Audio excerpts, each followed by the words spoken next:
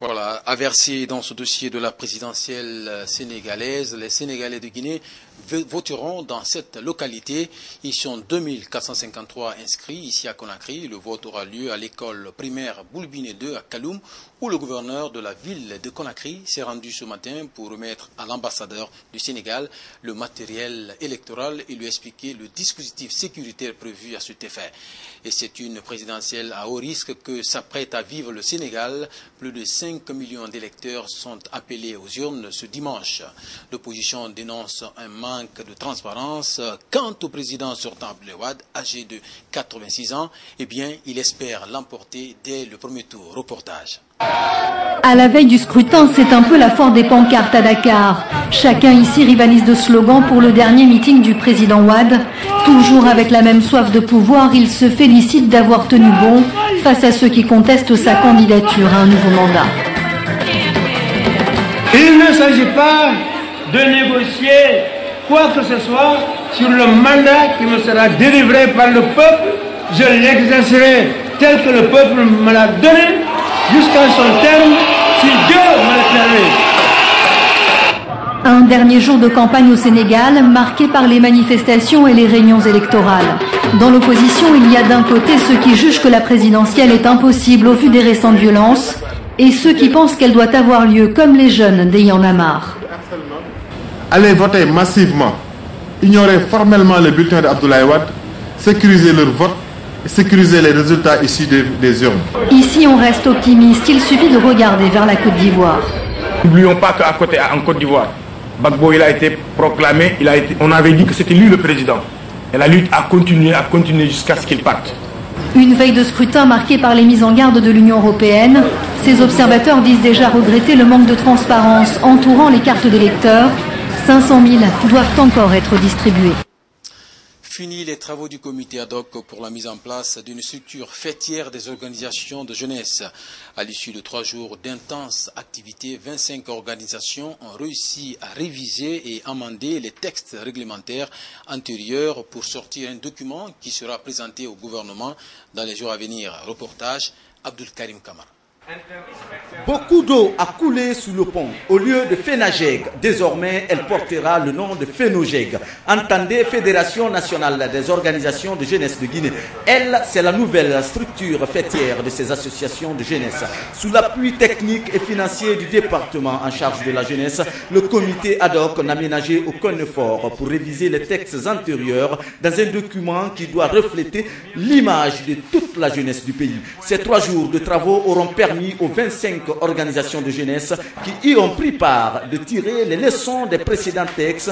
Le ministère de la Jeunesse s'en félicite et estime que les propositions issues de ces travaux aideront désormais les jeunes de Guinée à décider de leur sort quand il s'agit de la bonne gouvernance.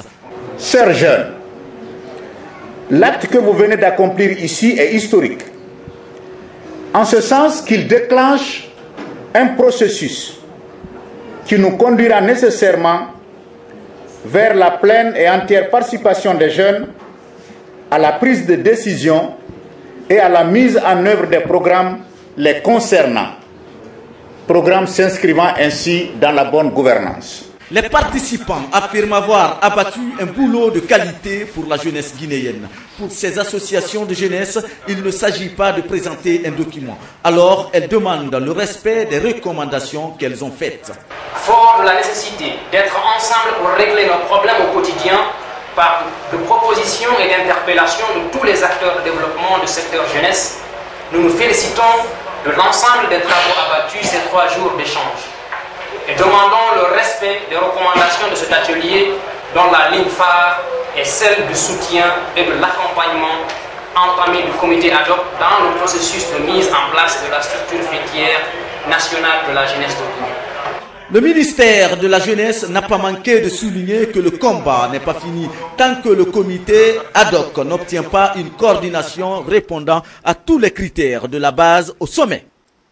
Les 4 ponts sur le Concouré entre Conakry et Tanene sont vétustes. Ces ouvrages de franchissement représentent aujourd'hui un véritable danger pour les usagers. Troués de part et d'autre, les véhicules s'enfoncent parfois dans les ponts, provoquant ainsi des embouteillages monstres. Le constat avec Benoît Marsila. Construit en 1956 sur le fleuve Concouré, ces ouvrages de franchissement présentent aujourd'hui une image peu reluisante. Avec cet état de dégradation poussée, les 4 ponts, comme on les appelle, provoquent beaucoup de désagréments aux usagers de la nationale Conakry-Bofa. Des nids de poules dans les ponts, des boulons desserrés, ferrailles rouillées. À ceci s'ajoute l'indiscipline de certains usagers qui refusent de respecter la voie unique. Conséquence des embouteillages, des pannes et autres accrochages entre véhicules. Hors caméra, le coordinateur du barrage à ce niveau explique que la surcharge non contrôlée des gros camions transporteurs de sable et de marchandises sont les principaux destructeurs de ces ponts. Selon les témoignages, les travaux de maintenance n'interviennent sur ces ponts que quand ce genre de problème se pose. Aucun travail d'entretien régulier. Selon les mêmes sources, juste dans un passé récent, c'est l'usine d'Almine de Frigia qui s'occupait de ces travaux de maintenance. Dans cet état, les femmes affirment avoir peur de venir faire le linge dans les environs des ponts. Les 4 ponts se portent mal à quelques mois du grand rendez-vous de Bokeh, celui de la célébration du 54e anniversaire de l'indépendance nationale. Je vous le disais il y a juste quelques secondes, des distinctions pour 15 officiers supérieurs militaires et paramilitaires des forces armées guinéennes. L'initiative est du Cercle des communicants de Guinée. Ces officiers de l'armée guinéenne auraient rendu d'immenses services à leur patrie, notamment dans la défense de l'intégrité territoriale et plusieurs autres domaines. La cérémonie de remise de ces satisfecits a eu lieu ce samedi dans un complexe hôtelier de la place. Reportage Aboubakar Diallo.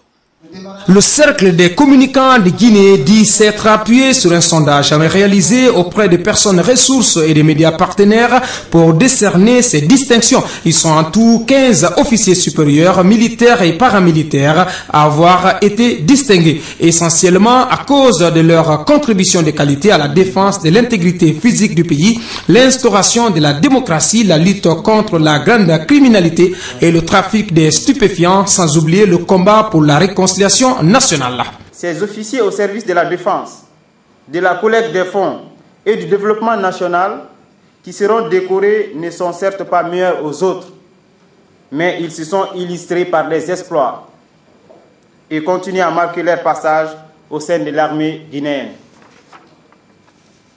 Ils ont de surcroît une bonne image au niveau des populations civiles et militaires.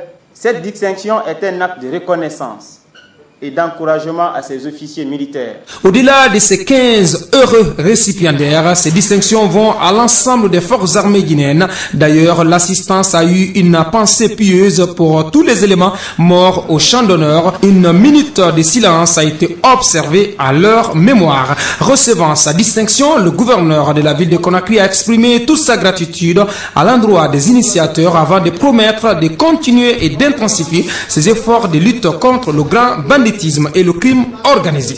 C'est pas aujourd'hui nous avons commencé à défendre ce pays depuis la date de notre incorporation au sein de notre armée guinéenne. Ça fait aujourd'hui 21 ans de service, classe 90. Nous sommes à la disposition de notre nation. Nous continuons toujours à sécuriser, à protéger nos populations, y compris leurs biens. Dans la galerie des récipiendaires, il faut citer entre autres le professeur Alpha Condé, commandant en chef des forces armées guinéennes, le général Bourema Condé, chef d'état-major particulier du président de la République, le lieutenant-colonel Toumani Sangare, directeur général des douanes, le général Ibrahima Baldé, le patron de la gendarmerie nationale, le général Biro Condé qui conduit des mains de maître le processus de la réforme du secteur de la sécurité, le général Suleiman Kelefa Diallo, chef d'état-major des forces armées guinéennes, et le lieutenant-colonel Hadja Sarankaba des services de la douane, unique femme sur cette liste.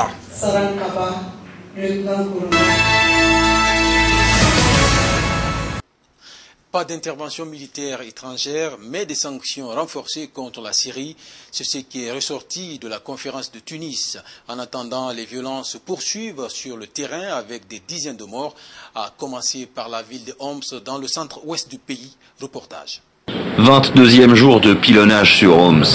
L'armée bombarde toujours la ville rebelle et le quartier de Bab Amar, où la résistance ne fait désormais que se défendre. Dans cet enfer, la population manque de tout et en particulier de soins. Pour la première fois depuis le début de cette guerre civile, les équipes de la Croix-Rouge et du Croissant Rouge ont réussi à évacuer une vingtaine de blessés. Les 3 journalistes occidentaux coincés dans ce quartier, eux, n'ont toujours pas pu en sortir. Parmi eux, Edith Bouvier et Paul Corneuil sont blessés. La Croix-Rouge négocie toujours avec le pouvoir et les rebelles pour les faire sortir de Homs, mais aussi rapatrier les corps de leurs confrères tués cette semaine. Le CICR va continuer ses discussions avec les autorités syriennes et les membres de l'opposition afin de reprendre les évacuations. L'idée, c'est de permettre le rapatriement des blessés et des malades, ceux qui sont dans une situation désespérée, afin de leur fournir l'aide médicale nécessaire. L'acheminement de l'aide humanitaire, c'est l'une des inquiétudes des pays amis du peuple syrien réunis à Tunis. Dans une déclaration finale, ses membres condamnent la répression menée par le régime, envisagent de nouvelles sanctions à son encontre et soutiennent l'opposition politique.